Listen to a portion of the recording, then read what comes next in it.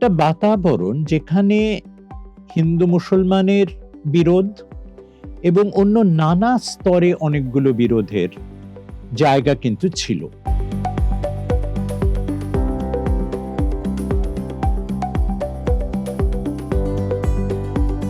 কথায় কথায় তারা ভারতকে দোষ দিচ্ছে, সমস্ত কথায় ভারতকে সংখ্যালঘুদের ওপর পীড়ন হচ্ছে। এমনকি বিএনপির একজন নেতার বাড়িতে আগুন লাগিয়ে দেওয়া হলো, তার মেয়েরা, বাচ্চা মেয়েরা পুড়ে মরল। অন্তর্বর্তী সরকার এলো, আমরা মনে করেছিলাম যে এটা এবারে একটা স্থিতিশীল জায়গায় আসবে, কিন্তু সেটা না হয়ে আমরা দেখছি যে নির্বাচনের যতই কাছাকাছি আসছে বাংলাদেশ, ততই এই হিংসার প্রকোপটা বাড়ছে। ওখান থেকেও কিন্তু ছোট ব্যবসায়ী, তাদের মধ্যে কিন্তু একটা খুব, এখানে অনেকগুলো, কলকাতাতেই কতগুলো এলাকা আছে, এটা কোনো, হ্যাঁ, এটা কিন্তু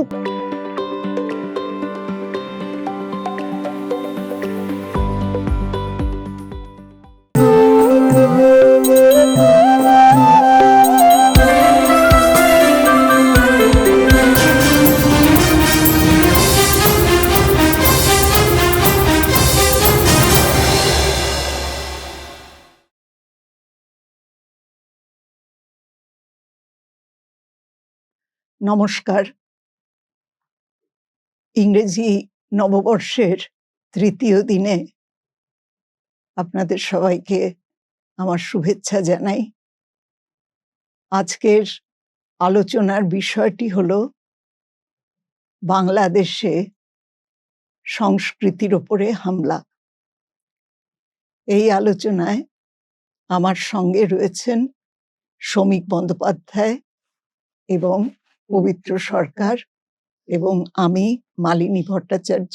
আমি মোটামুটি ওদের মধ্যে একটা সেতু হিসেবে কাজ করছি। প্রথমেই যেটা বলার সেটা হচ্ছে যে আন্দোলনটা 2024 অগাস্টে বাংলাদেশে শুরু হয়েছিল, সেটা একেবারে গোড়া থেকে না হলেও কিছুদিন বাদেই তার মধ্যে হিংসার উপাদানটা খুব বেশি করে এসে যায়। তার সূত্রপাত অবশ্য সরকারই করে। বাংলাদেশের সরকার যখন আলাপ আলোচনার বদলে তারা গুলি চালিয়ে বহু আন্দোলনকারীকে হতাহত করে, তখন এই হিংসার সূত্রপাত। কিন্তু তারপরে আমরা দেখছি যে আন্দোলনকারীদের মধ্যেও এই হিংসার প্রভাব ভীষণভাবে ছড়িয়ে যায় এবং সেটা যে যখন অন্তর্বর্তী সরকার এলো, আমরা মনে করেছিলাম যে এটা এবারে একটা স্থিতিশীল জায়গায় আসবে, কিন্তু সেটা না হয়ে আমরা দেখছি যে নির্বাচনের যতই কাছাকাছি আসছে বাংলাদেশ, ততই এই হিংসার প্রকোপটা বাড়ছে। আর এই হিংসাটা আমরা এটাও দেখছি যে এটা হলো একটা বহুমুখী হিংসা, যেখানে কেবলমাত্র যে যারা শাসক দলে ছিল, শাসক পার্টিতে ছিল, তাদের উপরেই যে হামলা হচ্ছে তা নয়, বিভিন্ন ধরনের রাজনৈতিক গোষ্ঠীর মানুষদের উপর হামলা হচ্ছে। যারা কোনো রাজনৈতিক গোষ্ঠীর সঙ্গে জড়িত নেই, অতি সাধারণ মানুষ, হিন্দু এবং মুসলমান, তাদের উপরে নানা ধরনের হামলা হচ্ছে। এবং সেই সঙ্গে আমরা দেখছি যে দু একটা মন্দির ভাঙার কথা আমরা শুনছি, কিন্তু আরো বেশি করে যেটা ঘটছে সেটা হলো বাউলদের আখড়া এবং মাজার, সুফিদের মাজারগুলোর উপরে আক্রমণ।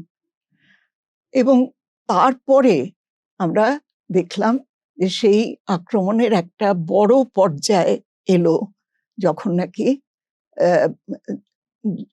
নাকি ঢাকায় ছায়ানট এবং প্রতীচী, এই উদীচী, এই দুটি আমাদের অতি পরিচিত এই দুটি সংগঠন, তাদের অফিসের উপর হামলা হলো এবং উদীচীর অফিস সম্পূর্ণ ভেঙে দেওয়া হলো।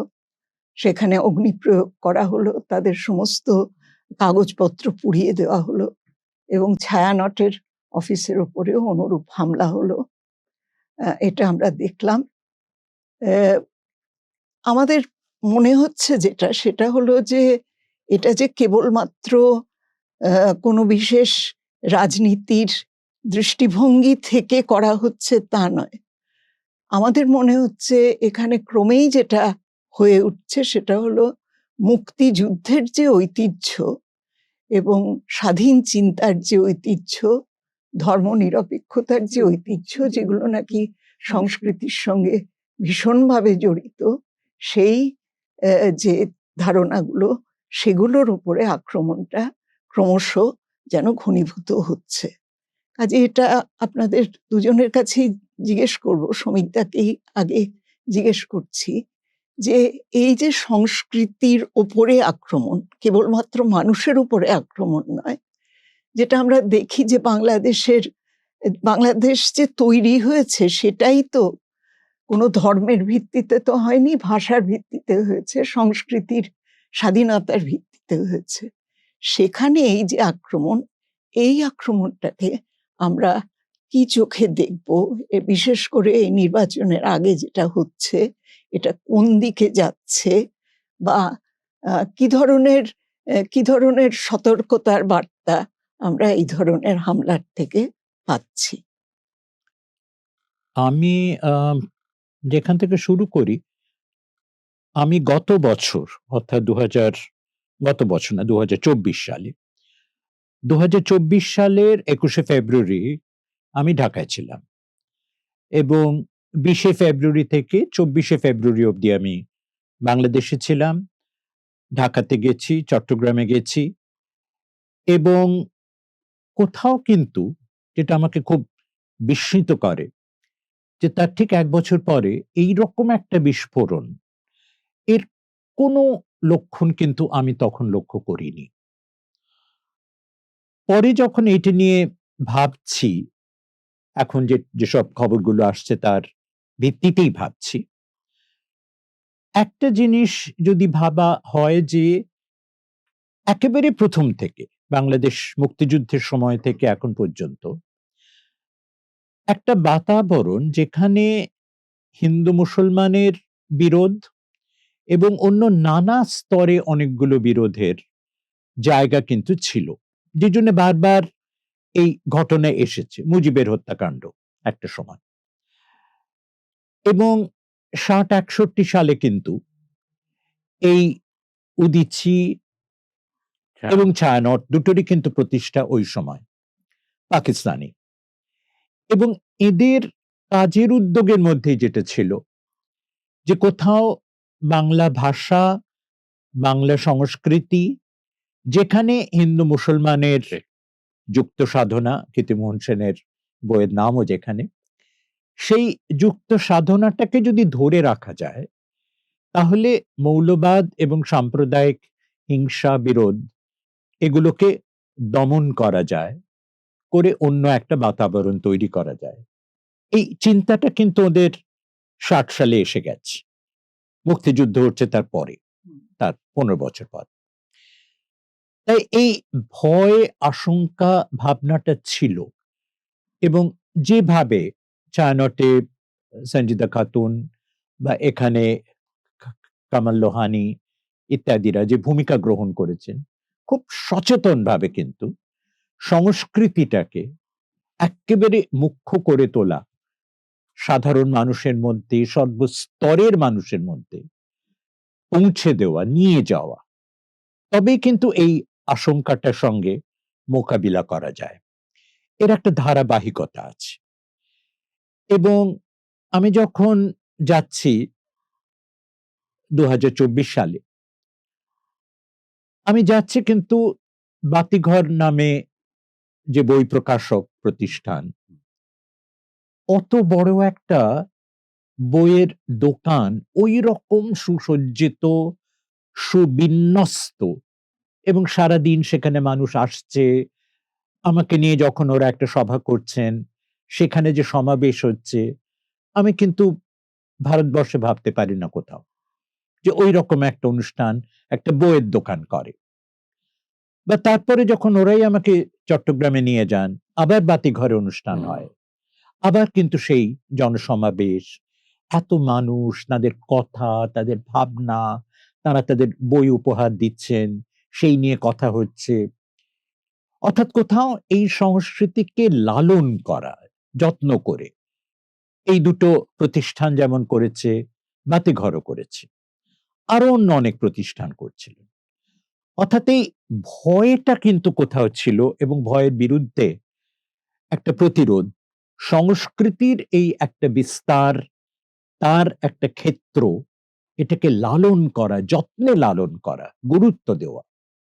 এবং কোথাও হয়তো এই শক্তিগুলোকে ওরা আটকে রাখতে পেরেছিলেন খানিকটা, কারণ আরেক দিকে প্রচন্ড অর্থনৈতিক দৈন্য, যার ফলে এটা নিয়ে সম্প্রতি কৌশিক বসু খুব সুন্দর একটা আলোচনা করেছেন, যে উনি সিসিলিতে গিয়ে, ইতালিতে বেড়াতে গিয়ে বাঙালিদের সঙ্গে দেখা হচ্ছে, যেটা বাংলাদেশ, এবং তারা শুধু খাবারের দোকান করছে না, তারা চুল কাটার দোকানও করছে, এবং তারা নিয়ে যাচ্ছে ওদের বাড়িতে। সারা পৃথিবীতে কিন্তু বাংলাদেশিরা এরকম নানা কাজে, সবাই খুব সফল সার্থক ব্যবসায়ী তা নয়, ছড়িয়ে যাচ্ছেন। এটা থেকে কিন্তু এটাও ধরা পড়ে যে বাংলাদেশের চাকরি নেই, কাজ নেই, বিপুল সংখ্যক বেকার, এবং সেই বেকারদের খেপিয়ে তোলা।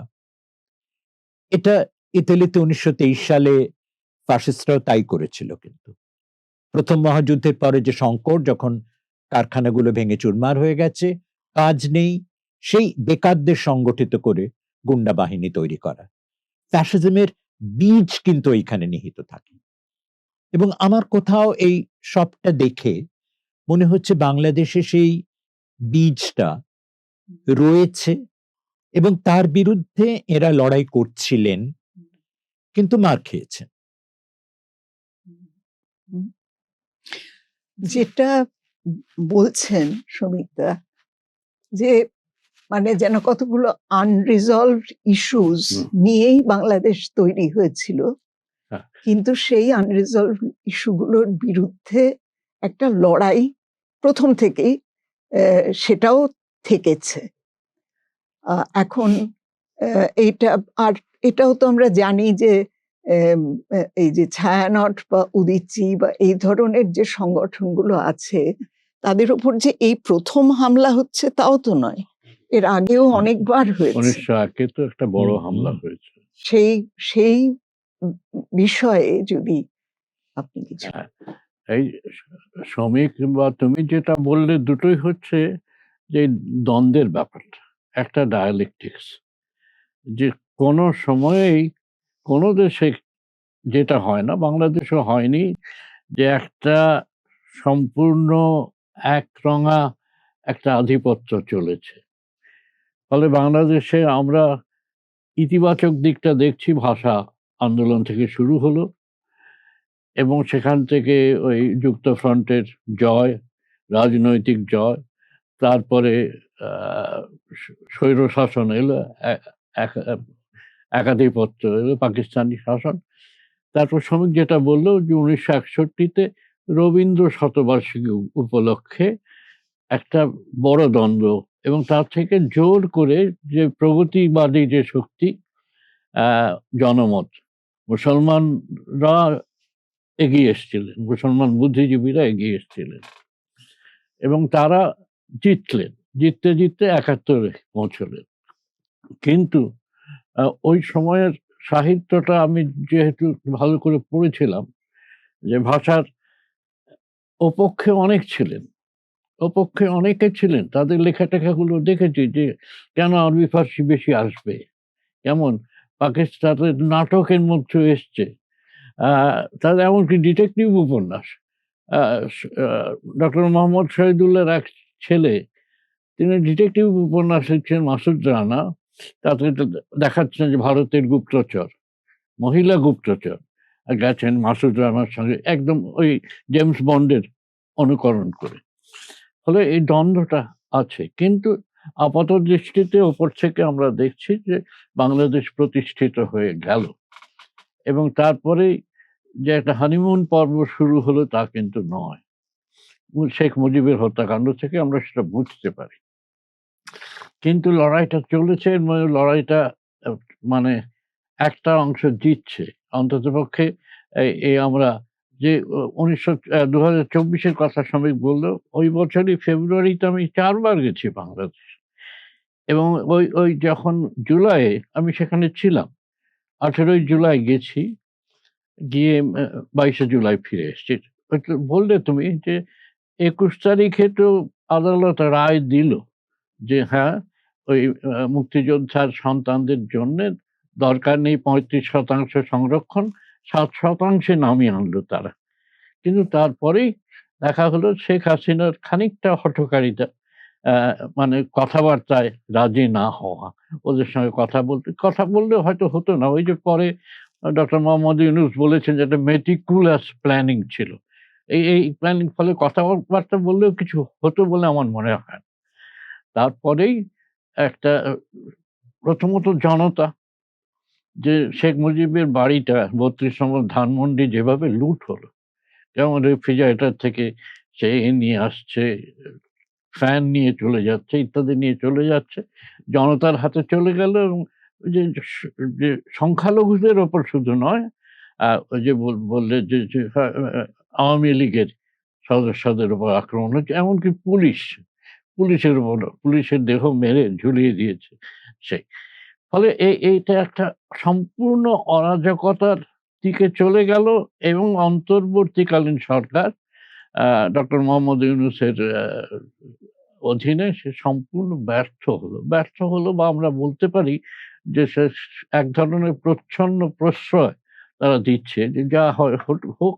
আপনার নির্বাচনের ব্যাপারেও এখন সংশয়টা হচ্ছে নির্বাচনটাকে বানচাল করবার জন্যে ওই ওসমান হাদিকে মেরে ফেলা হলো কিনা ইত্যাদি ব্যাপার। ফলে অথচ ছায়ানটের শুধু তার একটা গানের স্কুল নয়, সেটা একটা প্রায় বিশ্ববিদ্যালয়ের মতো। এবং তারা যে ওই ওয়াহিদুল হক এবং সঞ্জিদা খাতুন, এরা দুজনে মিলে যেটা করেছিলেন যে রবীন্দ্রসঙ্গীত সম্মেলন পরিষদ বলে একটা করেছিলেন। সেটা হচ্ছে বাংলাদেশের গ্রামে গ্রামে গিয়ে তারা রবীন্দ্রসঙ্গীত শেখাবেন, এবং সেখানে প্রতিযোগিতা হবে। গ্রাম স্তরে প্রতিযোগিতা হবে, থানা স্তরে হবে, মহকুমা স্তরে হবে, এবং উপজেলা বলে, এবং শেষে রাজধানীতে আসবে। এইভাবে বাংলাদেশে যে এত ভালো রবীন্দ্রসঙ্গীতের শিল্পী তৈরি হয়েছে ছায়ানটের এই পরিকল্পনাটা থেকে, এবং সেটা এখনো চালু আছে। কিভাবে আছে আমি জানি না, কিন্তু আক্রমণ হয়েছে 1901-এ প্রতীচীর ওপর যশোরে ওদের সম্মেলনে, 1995 আক্রমণ হয়েছে। এখন আমরা এমন একটা জায়গায় দাঁড়িয়ে আছি, মনে হচ্ছে যে হারিয়েছে ব্যাপারটা, মানে আমরা হেরে যাচ্ছি।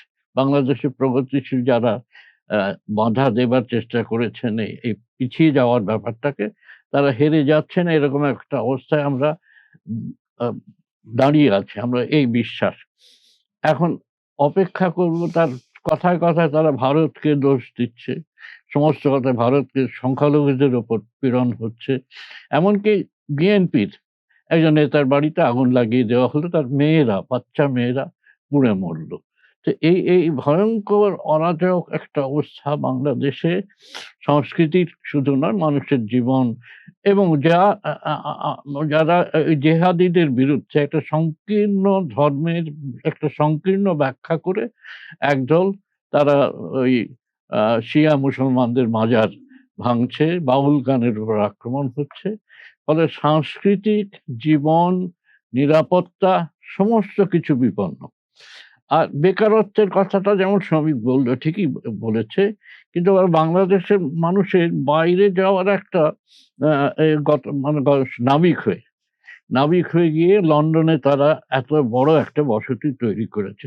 সেটাও একটা ছিল, কিন্তু এটাও ঠিক যে বিপুল পরিমাণ বেকারত্ব শুধু নয়, একটা প্রবণতাও আছে যে বাইরে যাব। আমি বাংলাদেশে দেখেছি তারা সকলে হয় দুবাই যাবে, মধ্যপ্রাচ্যে যাবে, জাপান, অস্ট্রেলিয়া, আমেরিকা, ইংল্যান্ডের কথা ছেড়ে দিলাম, ইউরোপের নানা দেশে বাংলাদেশিরা ছড়িয়ে পড়েছে। এবং আমি ওখানে শুনেছি 10,000 টাকা দিলে এই বর্ডার পুলিশের কাছ থেকে তারা আফগানিস্তান হয়ে রাশিয়ায় পার করে দেয়। এইরকম একটা ব্যবস্থাই আছে বাংলাদেশে। ফলে এইখানে দাঁড়িয়ে আমরা হতাশা নিয়েই দেখছি, ছবিটা দেখছি। আমরা শুধু আশা করছি যে বাংলাদেশের মানুষই বারবার তারা জেগেছে, বারবার লড়াইটা জিতেছে। দেখা যাক। আর এটা বুঝছে না যে যা ওখানে করছে তার একটা প্রতিক্রিয়া ভারতে হবে, ভারতীয় মুসলমানদের উপর হবে, এটা বুঝছে না। হ্যাঁ, একটা জিনিস আমার মনে হয় সেটা হলো যে শেখ হাসিনার আমলে যে আমাদের এখানকার যে কেন্দ্রীয় সরকার, তার সঙ্গে তো খুবই ভালো সম্পর্ক ছিল। সেখানে যদি বাংলাদেশের নাগরিকরা এই প্রশ্ন করে যে এই যে ভারতের সঙ্গে ভাব, এতে কতটা আমাদের বাংলাদেশের স্বার্থ রক্ষিত হচ্ছে, আর কতটাই বা ভারতের যারা বৃহৎ পুঁজিপতি তাদের সঙ্গে একটা সমঝোতা করে তাদের হাতে সব সঁপে দেওয়ার একটা চেষ্টা চলছে, এই প্রশ্নটা যদি করে যে ভারত বিদেশের ব্যাপারে, কিন্তু এই প্রশ্নটা আমার মনে হয় যে ওঠাটা অনিবার্য। বাংলাদেশ এবং ভারতবর্ষ আমরা যেভাবে পরস্পরের সঙ্গে রয়েছি, আর বিশেষ করে ভারতবর্ষের মধ্যে আমরা পশ্চিমবঙ্গের বাঙালিরা, এখানে তো বাংলাদেশের মানুষের সঙ্গে আমাদের একটা এথনিক অর্থাৎ জাতিগত এবং ভাষাগত একটা, আমি যদি খুব ভুল না করে থাকি, আমাদের 3 জনেরই শেকড়টা হচ্ছে বাংলাদেশ। অনেকেই শিকড় বাংলাদেশে, কিন্তু শিকড় যদি বাংলাদেশে নাও হতো, আমাদের ভাষাটা এক এবং আমাদের এথনিক যে শিকড় সেটাও এক। কাজেই সেক্ষেত্রে আমাদের ওপর ভীষণভাবে এটা একটা আঘাতের মতো আসে। সেই হিসেবে আপনি যেটা বলছিলেন সেই প্রসঙ্গে আমি একটু এটা জানতে চাইছি যে মানে আমাদের এখানে আমরা দেখছি, এটা কিন্তু বাংলাদেশে এই গন্ডগোল শুরু হবার অনেক আগে থেকে, হয়তো অ্যাটলিস্ট 5-6 বছর আগে থেকে আমরা এখানে এই যে বাংলাদেশি বলে দাগিয়ে দেওয়ার ব্যাপারটা, এটা কিন্তু আরো পুরনো। যেটা সমীকদা বলছিলেন, মানে মৌলবাদের ব্যাপারটা আমরা জানি, মৌলবাদ বারবার করে আঘাত হানতে চেষ্টা করেছে, যারা যুক্তিবাদী তাদের মেরেছে, তাদের খুন করেছে, এসব আমরা জানি বাংলাদেশে ঘটেছে, আমাদের এখানেও ঘটেছে। তা এই ব্যাপারগুলো আমাদের জানা আছে, কিন্তু মৌলবাদ যেখানে একটা ফ্যাসিবাদের দিকে যাওয়ার একটা তার প্রবণতা হয়, সেখানে বোধহয় আরো একটু বিপদের মধ্যে আমরা চলে যাই। এবং যেটা বাংলাদেশের সঙ্গে বরাবরই যেটা আমাদের ছিল খুব ভালো, এটাকে আমরা বলি পিপল টু পিপল সম্পর্ক, এই পিপল টু পিপল সম্পর্কটা এর ফলে কিন্তু আঘাত পাচ্ছে। আমরা তো সবসময় বাংলাদেশের বই তো আমরা অনবরত আমরা পাই, আমরা পড়ি, বাংলাদেশে আমাদের বই যায়, এখানে অনেক ছোট ব্যবসায়ী তারা বাংলাদেশের সঙ্গে তাদের ব্যবসা আছে। তুমি বর্ডারে গেলেই দেখবে যে ট্রাক দাঁড়িয়ে আছে, বিশাল ট্রাকের লাইন, অর্থাৎ ভারতের সঙ্গে অর্থনৈতিক আদান প্রদান। এতে পুঁজিবাদের ভূমিকা কতটা আমি বলতে পারবো না, হয় কারা আদানির লাভ হচ্ছে না আম্বানিদের লাভ হচ্ছে আমি বলতে পারবো না, কিন্তু ভারত থেকে চাল ডাল ইত্যাদি রপ্তানি না গেলে বাংলাদেশ সত্যি সত্যি খুব অসুবিধা হবে। আবার ওখান থেকেও কিন্তু ছোট ব্যবসায়ী, তাদের মধ্যে কিন্তু একটা খুব, এখানে অনেকগুলো, কলকাতাতেই কতগুলো এলাকা আছে, এটা কোনো এটা কিন্তু কোনো তারা বেআইনি ভাবে আসছে, ঘুষপেটিয়ার ব্যাপার তা কিন্তু নয়। একটা আমাদের এই পিপল টু পিপল সম্পর্কেরই সেটা একটা অংশ। চিকিৎসার ব্যাপারটা কলকাতায় তারা চিকিৎসা, হ্যাঁ। কলকাতা দক্ষিণ ভারতে তো বলে কলকাতায়, কারণ আমার বাংলা বলা হয়, আমরা কলকাতায় বেশি যাই হ্যাঁ, এই এক- কারণে। এখন তো বাংলা বললে পরে হ্যাঁ, আসাম, উড়িষ্যার মতো উড়িষ্যা- আমাদের যারা প্রতিবেশী হ্যাঁ। রাজ্য, সেখানেই তো না, মার তো খেয়ে বড় যাচ্ছে। বাজারেই তো সে হ্যাঁ। হেনস্থা হলো, বড় বাজারে কলকাতা হ্যাঁ, তো এইটা এই যে তুমি ফ্যাসিবাদ কথাটা ব্যবহার হ্যাঁ, করেছো, সেই সেই। জন্য আমি বলছি যে এই যে যাওয়া, মানে বাংলাদেশের মধ্যে এই প্রবণতাটা, তার মানে এটাও রয়েছে, তাই না? একেবারে প্রচন্ড ভাবে এটা রয়েছে। এবং এর সঙ্গে আরো যেটা ভাবার দরকার যে এই